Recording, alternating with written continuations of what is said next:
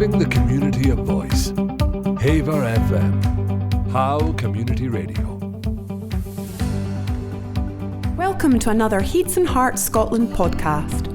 Our charity was founded in June 2021 to create, inspire and promote social connections through community arts projects in the Howe and wider North East Fife. Hi there, my name is Ian Harrower and I'm the chair of Heids and Herts Scotland. In this podcast, we chat with Bruce Bennett, founder of Pillars of Hercules organic farm, shop and cafe on Falkland Estate, which is nestled in the Howe of Fife. The interview was first recorded and broadcast last May during our Haiver FM Howe Community Radio project. Bruce worked on an organic farm in Wales and studied agricultural botany before moving to Scotland. He spent time at an organic farm near Edinburgh before setting up Pillars of Hercules 40 years ago in 1983. What started as a small operation with a little shed and an honesty box now supports 35 staff and includes a bustling shop and cafe. Well, hello, I'm Bruce Bennett. I run Pillars of Hercules, an organic farm just outside Falkland, and I've been doing that for about just under 40 years now. How did you end up in Falkland? So I was living in Edinburgh and I met Ninian, who's the landowner around here, and he said, "Oh, is anybody interested in a house on the estate?" And I said yes, if there's some land with it, because I was quite keen to do some growing, and managed to secure a couple of acres here, and the rest is history really. I got the house and a couple of acres and rented that for many years, and then took on more land and eventually managed to buy some of it. So I'm partly a tenant and partly an owner now, and run the business. Essentially it was happenstance then. You met someone else that... Well, yeah, I was looking around, but it's very difficult when you've got no money to try and secure a tenancy on anywhere with very little farming experience. So yes, it was a very fortuitous meeting, really. What drew you to that life? I think I'd studied agriculture in Aberystwyth when I was in college there, and while I was there I'd met various people who were organic farmers. In fact, I'd met them not through the agriculture course so much as through music, because I was playing in a band and I ended up playing at the local soil association Cayley in a farm, and that's how I met various organic farmers, and thought this is very interesting, and found out more about it. At the same time, one of my lecturers, actually soil science lecturer, was very astute character, I would say, and he was very keen on promoting the idea of soil health and fertility through organic means, although he wasn't really an organic advocate per se. He was very scientific in his approach, looking at soil health and earthworms in particular, and how the whole soil is a living entity rather than just some a growing media for chucking chemicals on to promote plant growth. You were definitely a pioneer. There must have been lots of challenges in how you made it work. Early on, I sort of, my joke was something like, this is a great way of losing money. You know, it was just hard work, and very little. Was it trial and error in terms of learning how things never got eaten, for example? Yes, there's a lot. There was an awful lot of learning, but it was good starting small and building things up, so you kind of made your mistakes on a small scale before you're getting onto a bigger scale, I guess. But over the years I've managed to learn more and more, and I think organic growing is something that takes up time to come into fruition as well. You get the balance of pests and diseases and all their predators, and just the natural control and building up the health of the soil. It all takes time, and so it's worked out well for me over time. But yeah, for sure, at the beginning it was just a struggle. Well, how soon did the cafe part come along? It was about the year 2000 I started the cafe. I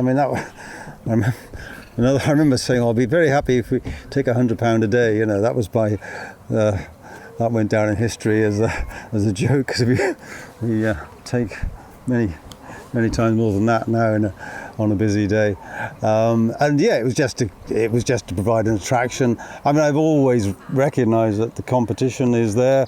You know, people go to supermarkets, and I need to be able to compete with them and provide the range and the service. And having a little cafe that sold coffees and a bowl of soup seemed like a good idea. And that actually then took off to be one of the bigger parts of the business.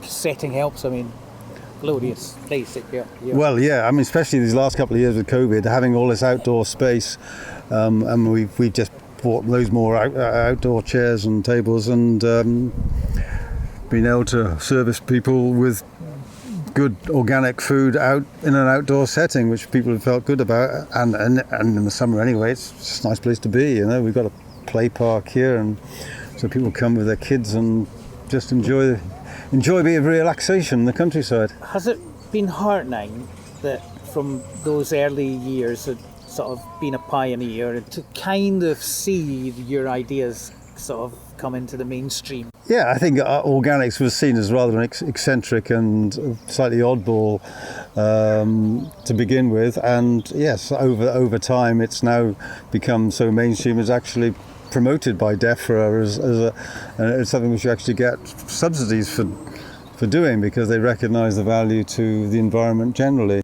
The whole thing of the mainstream, kind of it becoming mainstream, is good, but it does have its downsides as well. And you know, when big business gets involved, you always kind of feel there's a danger that people are cutting corners and kind of not sticking to the rules as well as people who are doing it purely because they feel it's the right thing are. Yeah. You know, I mean, I was motivated along with all the other organic farmers at the time, not because it was financially viable, but well, quite the opposite, but because we felt this is the right way of farming, and we'd like to do that, and maybe by just doing it, showing it can be done. And actually there is also, and there was right from the start, a demand for it. I just put up a little sign at the end of the road, and customers immediately came. You know, the customers at the end of the day are king in any business, and you know, especially in sort of small scale vegetable growing, people will come, and they did, and that's what kept me going. And you know, the more I expanded, the more people came, so the more people came, the more I expanded, and that's the way. You know, whatever government dictates about, you know, trying to save the environment or whatever, and subsidies and all these various financial encouragements, which aren't particularly significant on my scale anyway, but whatever they are, what really counts is customers and what the customers want, and that's clearly the case. You know, clearly is true. A real fascinating thing to have observed is the journey of how we've all come full circle to the idea of, I'd really like to know where my food comes from, the journey that it's been, and especially, you know, in the news we're looking at how insecure our food supply can be. We've had various food scares, if you like. You know, there was a salmonella in eggs, there was BSE, there was foot and mouth, all these things. And people suddenly kind of realise, when you see sort of mass slaughter of cattle or poultry through various diseases, people actually see what's going on, how food is produced, and they kind of go, oh, this isn't right, and they actually do their own kind of bit of research and thought, well, actually, yeah, we'd rather know where our food came from, and would support people who are kind of doing it on a more sustainable way. Do you get inspired that there's a new generation of people like yeah, you? Well, yeah, I think it's one of the most gratifying things actually about being in business a long time, is that we've had many people now come to work on the farm because they wanted to learn about organic growing, and they've gone on to run their own businesses growing vegetables and other, you know, in parts of Fife and beyond. And it's really, you know, good to hear about them doing well and being successful. And yeah, it's the next generation. I don't know why, but in the last few years there seems to be a surge in demand for workers for organic farms. I mean, I'm constantly seeing adverts on the media that, you know, on the media that I look at, for people looking for growers and help on farms, because there's been an increase, you know, a significant increase in demand for organic vegetables in particular. And so that requires more workers. So and there's more young people now kind of saying, well, yeah, this is something which we would like to do, and it's becoming a much more attractive proposition, working on an organic farm, growing in a way which feels environmentally sustainable and more in tune with the kind of ethos of a lot of young people these days. Is there something particularly good about Fife soil? Fife soil? Is it any different? Are all soils the same? No, soils are all different. But I mean, I've rich tradition in the Howe of farming. So is that because of the soil? Well, yeah. I mean, the Howe of Fife is good. So, yes, compared to over the west coast, where you get some very wet, acidic land, and it's much harder to grow for various reasons, the climate and too much rainfall and poorer soils and so on. But yeah, Fife is well endowed with some good growing areas. I mean, the whole Howe of Fife there's a lot of vegetables grown here. I mean, to be honest, I only know what I know, which is my bit of land here. So I don't know. I mean, the farm I worked in West Wales was stony and quite harder to work, and was wetter and more difficult. So that's my only other experience. And but even on this farm, we have some clay areas which are harder to cultivate, and some sandier areas which are much easier to cultivate. Are you still as passionate today about the project than you were when you started? I don't know, not immediately saying yes, am I? I think I'm probably just getting a bit old and slightly weary.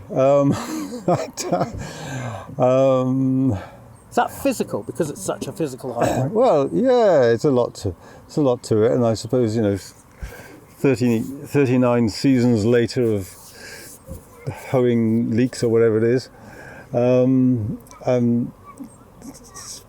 feel like I'd like to step back a little bit more and let the younger generation take over.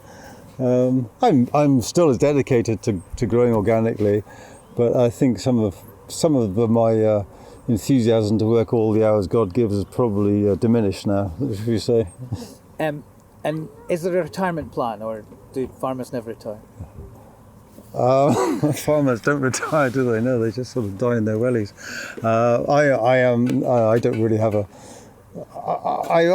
I've been saying for the last goodness knows how many years now I'm going to try and semi-retire, but I failed dismally most years. I did manage to take several weeks off last summer, and I'll plan to take more off this summer. But yeah, I'm still pretty active in the business.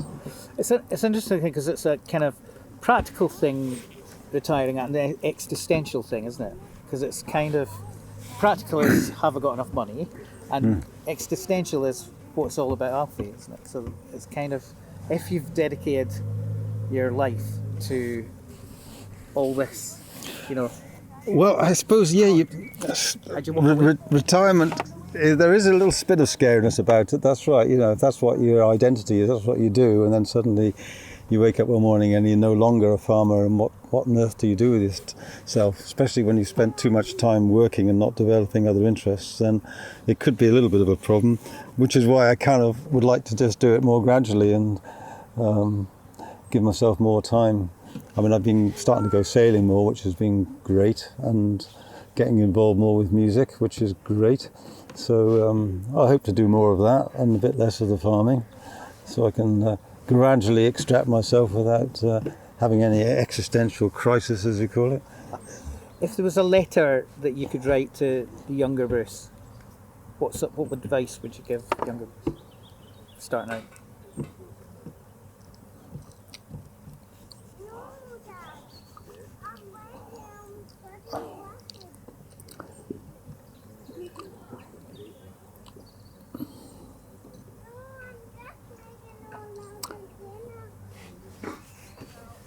Probably, my advice to my younger self probably would be, don't stress over small things so much, and take a bit of time off and chill a bit more. Sometimes too much rushing around isn't as productive. Yeah, don't worry too much. Have faith that it'll all work out, and it usually does anyway, you know. If there was a kind of piece of music that you could suggest as part of the soundtrack of Bruce and the journey of the farm here, is there any particular piece of music that you that's been the balm that you've gone to in over those times? I do like Joni Mitchell, Just Give Me Spots on Your Apples, you know, Big Yellow Taxi. I think there's a sentiment there which is a bit universal, isn't it, really? You don't know what you've got till it's gone. And, you know, it is true of a lot of things, but the natural environment is especially true. And, you know, I mean, I'm no expert on it, but, you know, everything I hear now on the TV, radio suggests to me that we're losing a hell of a lot of the natural environment. And it's happening kind of, in a way, kind of gradually, and, you know, there's this, what we call this shifting baseline, where the younger generation don't realise that we used to have, when we drove our cars, we used to have moths sticking to our windscreens because at night, you know, they don't have it anymore. You don't notice it because you don't notice it's gone. Because, it never was for the younger generation, but subtle changes like that make you realise that how much less insect life there is, just as an example. And we are losing all sorts of species and bits of nature, and we kind of don't notice it, you know, because it's gradual, and, you know, it's a nice sunny day and everything's fine, you know, what's all the fuss about? But it is, and I think that's something we've really got to be careful of. They paved paradise, put up a parking lot with a pink hotel, a boutique, and a swinging hot spot. Don't it always seem to go that you don't know what you've got till it's gone? They paved paradise, put up a parking lot.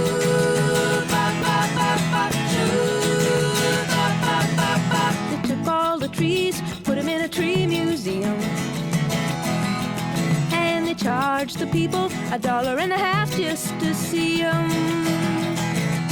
Don't it always seem to go that you don't know what you've got till it's gone? They paved paradise, put up a parking lot.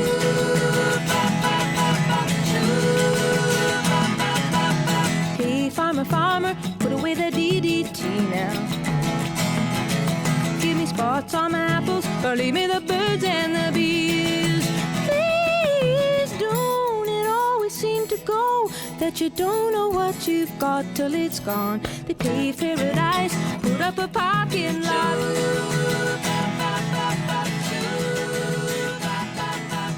Late last night, I heard the screen door slam. Our thanks to Bruce, and congratulations on reaching 40 years with the business. You can find out more information about Pillars of Hercules, the farm and the shop, the cafe, veg boxes, campsite and holiday bothy on their website, pillars.co.uk. Bruce chose the Joni Mitchell track Big Yellow Taxi from her Ladies of the Canyon album released in 1970. Now, people get to hear about and find podcasts like this one if you share, rate and talk about it. Please follow us on our YouTube channel and Facebook page, and watch out for information on a new project coming soon, and find out how you can become involved in making podcasts about creative and fascinating people in your community. Haiver FM, Howe Community Radio, is supported by the Fife Communities Mental Health and Wellbeing Fund through Fife Voluntary Action and the Scottish Government.